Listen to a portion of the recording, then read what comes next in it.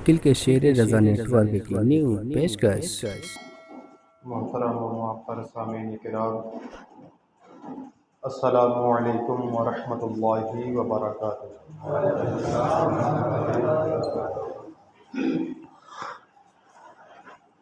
الحمد للہ رب العالمین والعاقبۃ للمتقین والصلاة والسلام على من كان نبيا وآدم بين الماء والطين وعلى آله وأصحابه أجمعين، أما بعد فأعوذ بالله من الشيطان الرجيم، بسم الله الرحمن الرحيم، يا أيها الذين آمنوا اتقوا الله وكونوا مع الصادقين۔ آمنت بالله صدق الله المولانا العظيم، وبلغنا رسوله النبي الأمين المكين المبين المعين الكريم، ونحن على ذلك لمن الشاهدين والشاكرين والآمنين والحمد لله رب العالمين۔ گرامی قدر حضرات،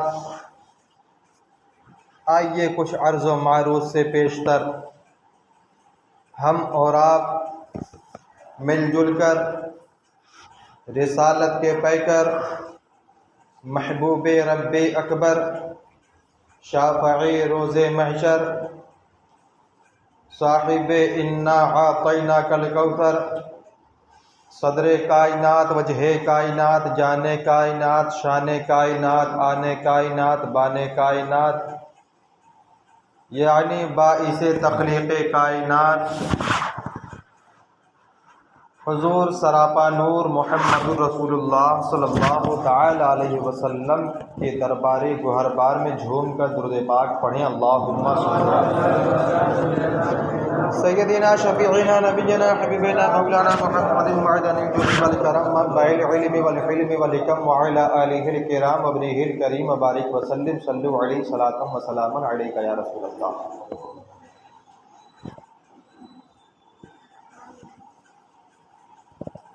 سر محفل کرم اتنا میرے سرکار ہو جائے،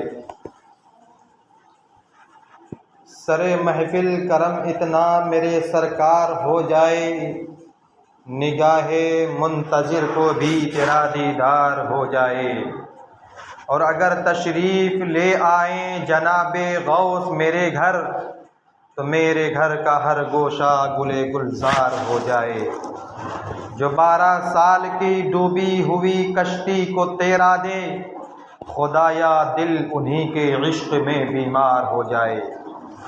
امداد کن از بند غم آزاد کن، در دین و دنیا شاد کن یا غوث اعظم دستگیر۔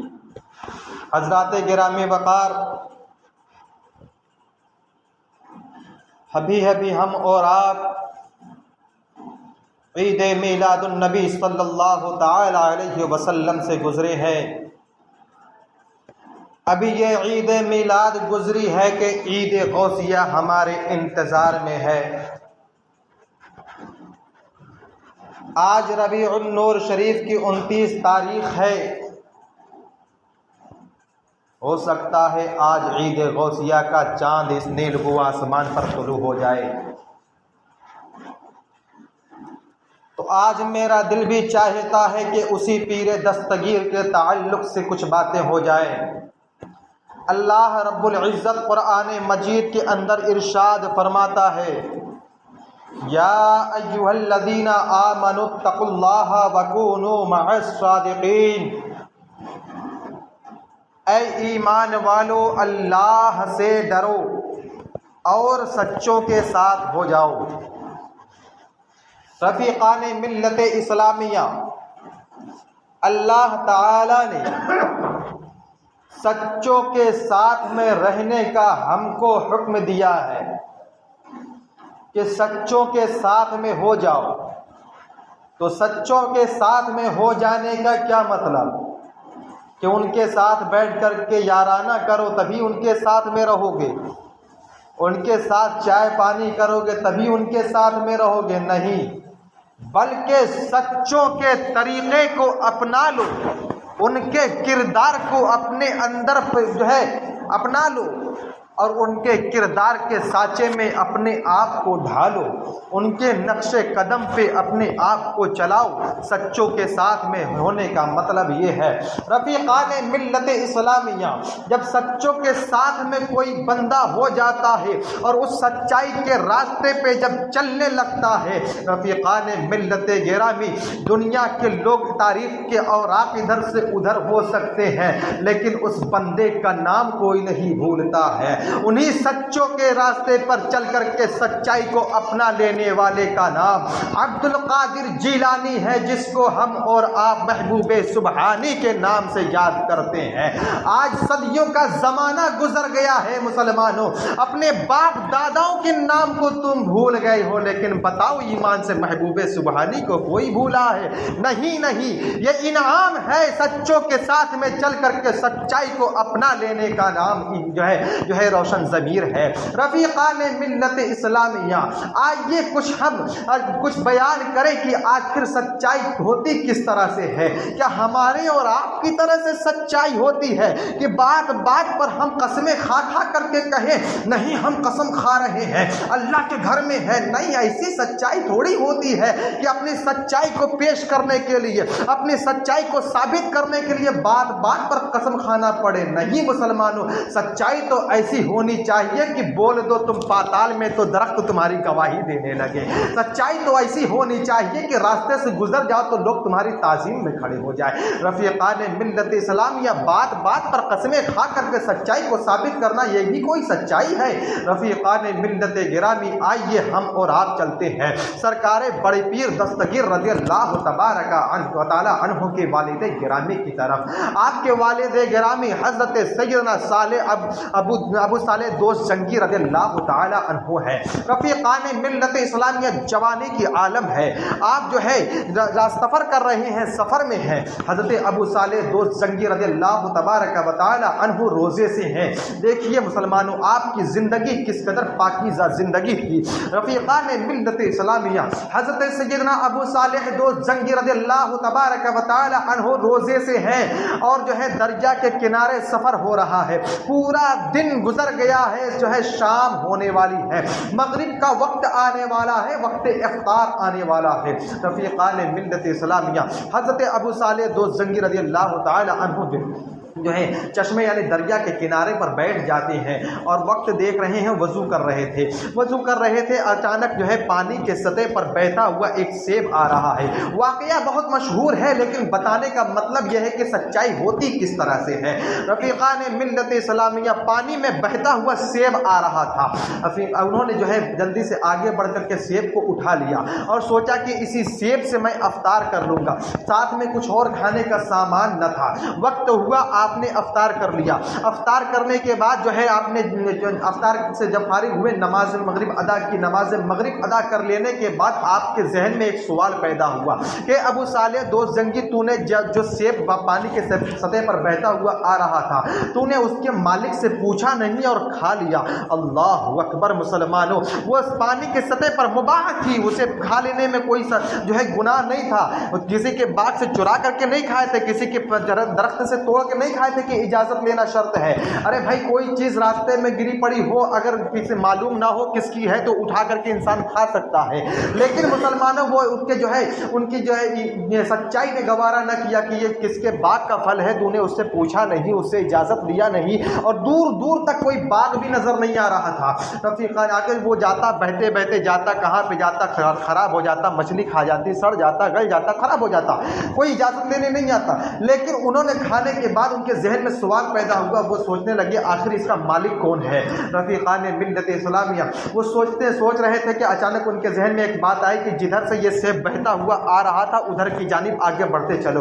वो चलते चले जा रहे हैं, काफ़ी लंबा सफ़र कर लिए, लेकिन कहीं से कहीं तक कोई बाग नज़र नहीं आ रहा है। एक लंबा सफ़र करने के बाद कुछ दूर पे एक जो है बागीचा नज़र आया, जिसके जो है जब वो बागीचा नज़र आया तो आप करीब गए, करीब जाकर के देखा तो उसी नहर दरिया के किनारे एक दरख्त था सेब का, उस बाग का, जिसकी टहनियाँ जो है दरिया की तरफ झुकी हुई थी।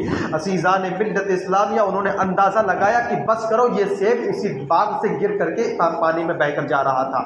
वो बाग में दाखिल होते हैं। बाग में दाखिल होने के बाद उन्होंने वहाँ के मजदूरों से, काम करने वालों से पूछा यहाँ का मालिक कौन है। तो उन लोगों ने कहा कि इधर जो देख रही हो बिल्डिंग है, बिल्डिंग के पीछे एक छोटी सी कुटिया है, कुटिया में चले जाओ, मेरा मालिक, मेरा शेख उसी में अपने रब की इबादत करता होगा। अजीज़ान मिल्लत इस्लामिया वो दरवाजे पे जाकर खड़े होते हैं, देख रहे हैं कि अभी वो जो है बाग का मालिक जो है अपने रब की इबादत कर रहा है। रफ़ीक़ान मिल्लत इस्लामिया काफ़ी देर खड़े रहने के बाद आपने जो है सलाम अर्ज़ किया तो अंदर से जवाब आया। पूछा कौन है, तो बताया अपना नाम और कहा कैसे आए हो, तो कहा कि आपके बाग का एक फल मैंने जो है आपके बगैर इजाज़त के खा लिया है, जो पानी के सतह पर बहता हुआ जा रहा था। अज़ीज़ान मिल्लत इस्लामिया वो बुजुर्ग समझ जाते हैं ये कोई मामूली इंसान नहीं है, अल्लाह का सच्चा बंदा है, अल्लाह का नेक बंदा है। रफ़ीक़ान मिल्लत इस्लामिया इसलिए कि वो जो बुजुर्ग थे वो भी कोई आम बुजुर्ग नहीं थे। उस वक्त बगदाद शरीफ में उनकी तूती बोला करती थी, जिनका नाम हज़रत अब्दुल्ला है। अजीज़ान मिल्लत इस्लामिया, अजीज़ान मिल्लत गिरामी वो जो है फ़ौरन जो है बैठाते हैं। बैठाने के बाद कहते हैं कि क्या चाहते हैं। उन्होंने कहा कि मैं आपसे माफ़ी मांगने आया हूँ, आपके इजाज़त के बगैर मैंने जो है आपकी जो है बाग का फल खा लिया है। रफ़ीक़ान मिल्लत इस्लामिया वो कहते हैं ठीक है तुम्हें माफ़ कर दिया जाएगा, लेकिन तुम्हें कुछ दिन मेरे बाग की रखवाली करना पड़ेगा। वो कहते हैं मुझे मंजूर है। जब वो वक्त पूरा हुआ, वो वक्त मुकम्मल हो गया तो जो है वो शेख बुलाते हैं। बुलाने के बाद कहते हैं कि तुम्हारा वक्त जब पूरा हो गया तो तुम आकर के हमको बताए क्यों नहीं कि मेरा जो है वक्त पूरा हो गया, मुझे जाने दिया जाए, मुझे माफ़ किया जाए। वो कहने लगे एक बगैर इजाज़त के एक फल खाया है तो इतने दिन तक मुझे जो है मुलाजिमत करनी पड़ी है। मैं इस वजह से सोच रहा था कि आप खुद ही हमें बुला लेंगे। तो वो देखते हैं, कहते हैं अच्छा ठीक है, तो अगर तुम ऐसा चाहते हो तो अभी कुछ दिन और रखवाली करो। कुछ दिन और रखवाली करने की बुनियाद को कहते हैं अच्छा कुछ दिन और रखवाली करेंगे, मुझे माफ़ कर दिया जाएगा। हाँ माफ़ कर दिया जाएगा। रफ़ीक़ान मिल्लत इस्लामिया हज़रत अबू सालेह दोस्त जंगी रज़ियल्लाहु ताला अन्हु उस बाग की रखवाली कर रहे हैं। फिर कुछ दिन के बाद वो शेख बुलाते हैं जिनका नाम शेख अब्दुल्ला सुमई है। रफ़ीक़ान मिल्लत इस्लामिया बुलाने के बाद कहते हैं कि तुमने फिर मुझसे नहीं कहा तुम्हारा वक्त पूरा हो गया, तुमने जाने के लिए नहीं कहा, तुमने नहीं कहा कि मेरी मुद्दत पूरी हो गई, मुझे माफ़ कर दिया जाए। वो कहते हैं कि मेरी हिम्मत नहीं हो रही है कि मैं कैसे कहूँ कि मुझे माफ़ कर दिया जाए। अज़ीज़ान मिल्लत इस्लामिया वो बुज़ुर्ग वो शेख कहते हैं ठीक है जाओ मेरे लिए कुछ जो है सेब लेकर के आओ ताकि मैं उसे खाऊं। अज़ीज़ान मिल्लत इस्लामिया हज़रत अबू सालेह दोस्त जंगी रज़ियल्लाहु ताला अन्हु है, जाते हैं बाग में एक दरख्त का फल तोड़ते हैं, तोड़ने के बाद खिदमत में पेश करते हैं। हज़रत अबू सालेह दोस्त जंगी जब पेश करते हैं हज़रत अब्दुल्ला सुमई रज़ियल्लाहु ताला अन्हु से खाते हैं, सेब खट्टा होता है, ज़मीन पर रख देते हैं। फिर कहते हैं दूसरे दरख्त का तोड़ कर लेकर आओ, दूसरे दरख्त का तोड़ के लाते हैं, खाते हैं, खट्टा होता है, ज़मीन पर रख देते हैं और कहते हैं कि तुम इतने दिन से मेरे बाग की रखवाली कर रहे हो, तुम्हें अभी तक ये नहीं मालूम हुआ किस दरख्त का फल मीठा है, किस दरख्त का फल खट्टा है। तो हज़रत अबू सालेह दोस्त जंगी रज़ियल्लाहु ताला अन्हु इरशाद फरमाते हैं हुजूर आपके इजाज़त के बगैर एक फल खाया था तो अब तक मुलाजिमत कर रहा हूँ, आपकी इजाज़त के बगैर मैं कैसे दूसरा फल खा सकता था। अज़ीज़ान मिल्लत इस्लामिया कैसी सच्चाई है, ऐसी सच्चाई पे हज़ारों जिंदगियाँ कुर्बान हो जाएं। वो मचल जाते हैं और कहते हैं मेरी एक और शर्त है, अगर तुम उसको मान लो तो मैं तुझे माफ़ कर दूंगा। अज़ीज़ान मिल्लत इस्लामिया हज़रत अबू सालेह दोस्त जंगी रज़ियल्लाहु ताला अन्हु जो है एक नेक और सालेह परहेज़गार मुत्तकी अल्लाह से डरने वाले नेक बंदे अल्लाह के नेक बंदे हैं। और हज़रत अब्दुल्ला सुमई रज़ियल्लाहु ताला अन्हु की एक बेटी है, उनके दिल में ख्याल पैदा होता है कि ये बड़ा नेको परहेज़गार बंदा है, मेरी बेटी के लिए बहुत सही रिश्ता है। वो कहते हैं मेरी शर्त है कि तुम्हें मेरी बेटी से शादी करना पड़ेगा, तुम उससे शादी कर लोगे मैं तुझे माफ़ कर दूंगा। अज़ीज़ान मिल्लत इस्लामिया वो कहते हैं हाँ ठीक है मैं शादी करने को तैयार हूँ, लेकिन शर्त यह है कि मेरी उस गलती को माफ़ कर दिया जाए, वरना मैदान क़यामत में जब रब के हुजूर मेरी पेशी होगी, अल्लाह मुझसे पूछेगा इस काम के बारे में, तो मैं किस मुंह से उसका जवाब दूंगा।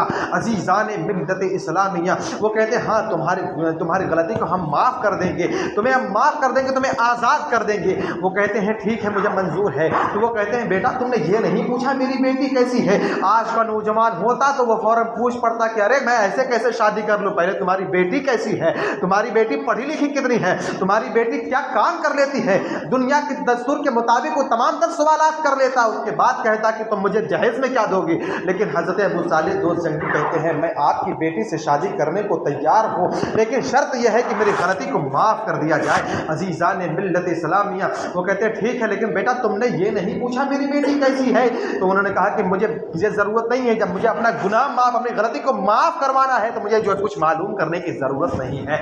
अजीज़ान मिल्लत इस्लामिया वो कहते हैं ठीक है तुमने पूछा नहीं, लेकिन फिर भी मैं बताए देता हूँ मेरी बेटी कैसी है।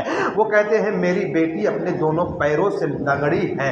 जो अजीज़ान मिल्लत इस्लाम वो कहते हैं मुझे मंजूर है, लेकिन शर्त है कि मेरी गलती को माफ़ कर दिया जाए, मुझे आज़ाद कर दिया जाए। वो कहते हैं सुनो अभी आगे तो सुनो, मेरी बेटी दोनों हाथों से लूली है। वो कहते हैं मुझे मंजूर है, लेकिन मेरी गलती को माफ़ कर दिया जाए। वो कहते हैं मेरी बेटी कानों से बहरी है, मेरी बेटी आँखों से अंधी है, मेरी बेटी ज़बान से गूंगी है। अजीज़ान मिल्लत इस्लामिया आज का नौजवान होता कहता लात मारता तुम्हारी बेटी को, तुम्हारे बाग बगीचे को, मुझे नहीं चाहिए, माफ़ करो चाहे भाड़ में जाओ। लेकिन वो अल्लाह का नेक बंदा है, वो कहता है मुझे आपकी तमाम तर बातें मंजूर है, लेकिन बस एक ही बात मैं कहूँगा कि मेरी गलती को माफ़ कर दिया जाए, मुझे आज़ाद कर दिया जाए। अल्लाह अकबर। वो खुदा तरस इंसान, वो अल्लाह से डरने वाला नेक इंसान, वो कहते ठीक है।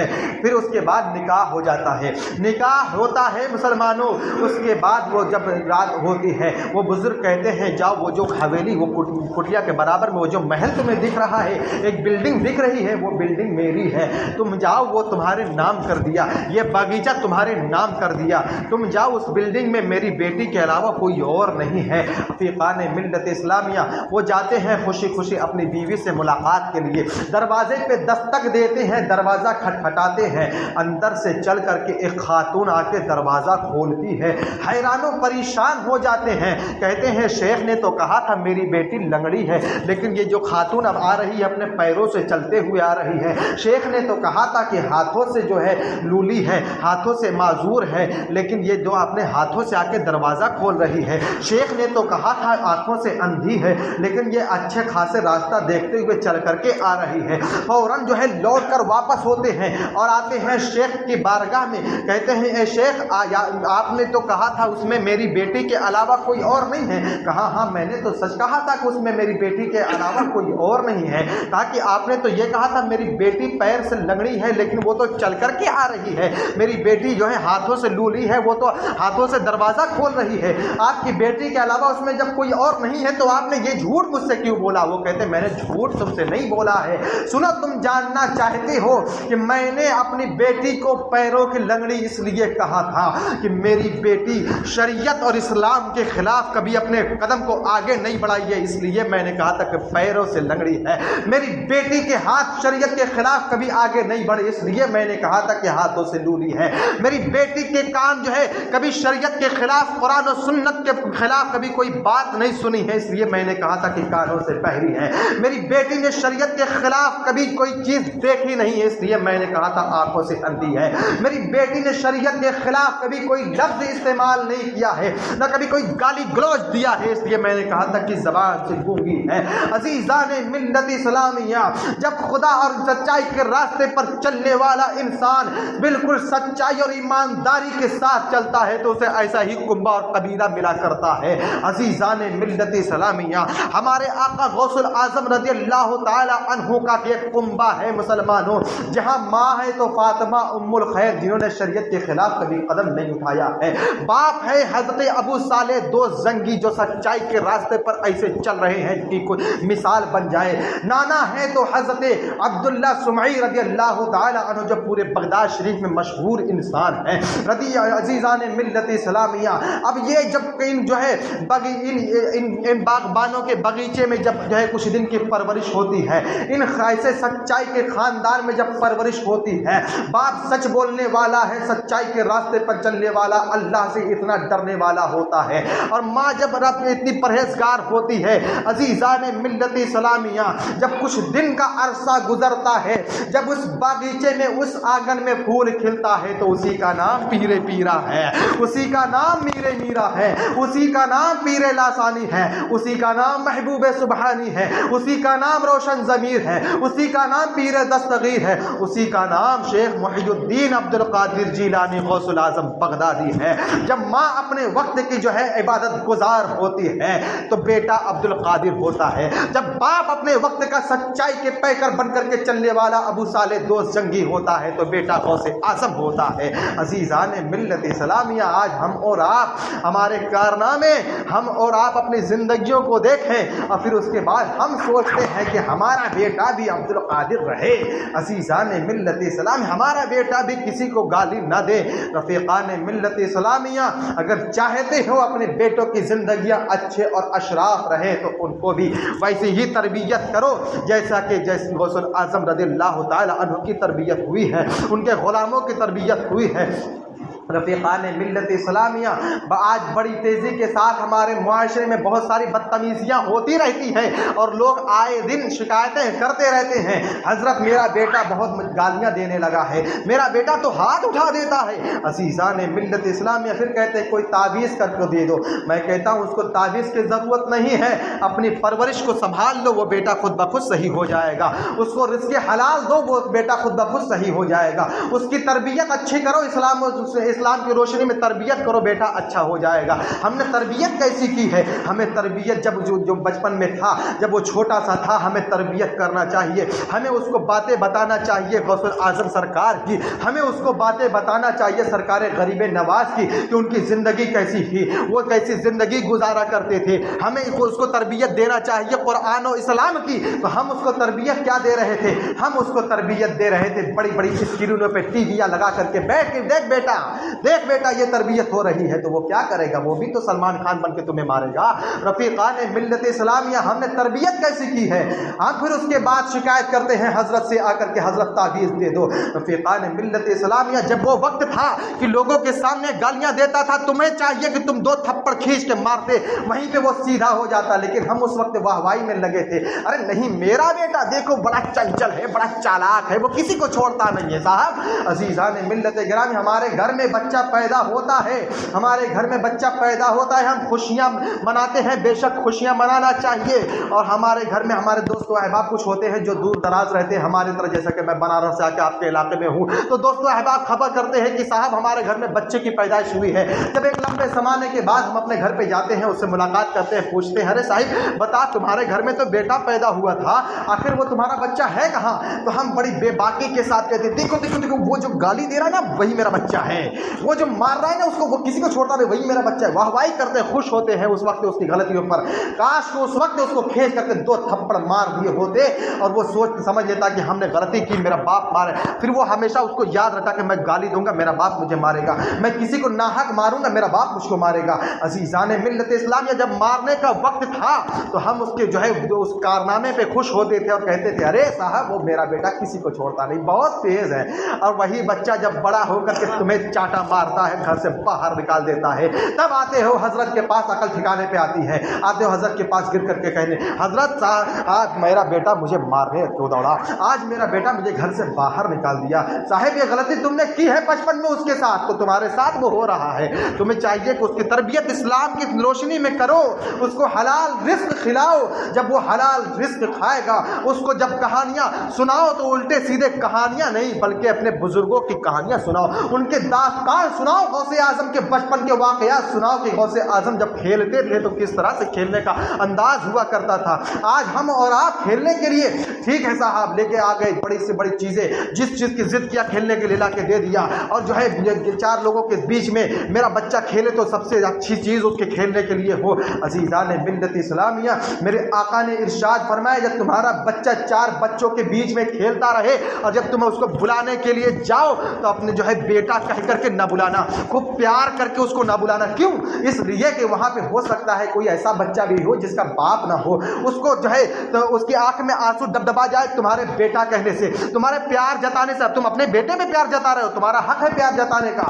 تم جب اپنے بچوں کو پیار جتاؤ گے اور وہ بھی سوچ میں پڑ جائے کاش میرا بھی باپ ہوتا تو مجھے بھی بیٹا کہہ کے، مجھے بھی پیار کر کے مجھے بلاتا، مجھے پیار کرتا، میرے سر پہ ہاتھ پھیرتا۔ عزیزان ملت اسلامیہ، جب اس طریقے سے اسلام کی روشنی اپنے بچوں کی تربیت کرو گے نا، تب جا کر کے تمہارے بچے جو ہے غوث اعظم تو بن ہی نہیں سکتے، ان کے غلاموں کے غلام بن جائے تو بہت بڑی چیز مل جائے گی مسلمان، تمہارا بھی نام ہو جائے گا۔ لوگ کہیں گے کہ صاحب یہ فلاں صاحب کا بیٹا جا رہا ہے، بڑا اشراف بچہ ہے، یہ پابندی کرتا ہے نماز کی۔ صاحب آج ہم اور آپ اپنے بچوں کو مدرسے میں بھیجتے ہیں، ذرا سے استاذ ڈانٹ دے، ذرا سے مار دے تو مسلمانوں پورا علاقہ اپنے سر پہ اٹھا لیتے ہیں کہ ارے حضرت نے مار دیا۔ صاحب عزیزان ملت اسلامیہ، یہ تمہارا پیار اس بتاتا ہے۔ حضرت شیخ صرف الدین سعدی شیرازی رضی اللہ تعالی عنہ ارشاد فرماتے ہیں، کہتے ہیں استاذ کی مار باپ کے پیار سے بہتر ہے۔ رفیقان ملت اسلامیہ، اگر چاہتے ہو کہ تمہارا بچہ کچھ بن جائے تو اپنے بچوں کو اسلامی تربیت دو۔ ہم نہیں کہہ رہے میرے پاس بھیجو صاحب، میرے پاس مت بھیجو، لیکن اس کی تربیت کرو تو اسلامی انداز میں کرو، اس کی تربیت کرو تو غوث اعظم کی بات بتاؤ اس کو کہ غوث اعظم کھیلتے کس طرح سے تھے۔ غوث اعظم کے کھیلنے کا انداز یہ ہوتا تھا کہ غوث اعظم رضی اللہ تبارک و تعالی عنہ جو ہے علاقے کے بچوں کو جمع کر لیتے تھے اور اپنے آگے کھڑے ہو جاتے تھے اور جو ہے پیچھے پیچھے پورا ایک جو ہے دائرہ بناتے تھے، گول دائرہ بنا کر کے، اور پھر ایک دوسرے کے پیچھے چلتے چلے جاتے تھے، چلتے چلے جاتے تھے۔ غوث اعظم بچوں کو تربیت کر رہے ہیں اور کہہ رہے ہیں سنو سنو، جب میں آگے آگے چلوں گا اور میں آگے آگے بولوں گا لا الہ، تم کہنا پیچھے پیچھے الا اللہ، لا الہ الا اللہ۔ اس طرح سے حلقہ بنا کر کے غوث اعظم رضی اللہ تعالی عنہ کھیلتے تھے۔ غوث اعظم جب آگے آگے چلتے، آگے آگے کہتے لا الہ، پیچھے کہتے الا اللہ، لا الہ الا اللہ۔ اس طرح کی صدائیں جب گلیوں میں گونج جاتی تھی مسلمانوں،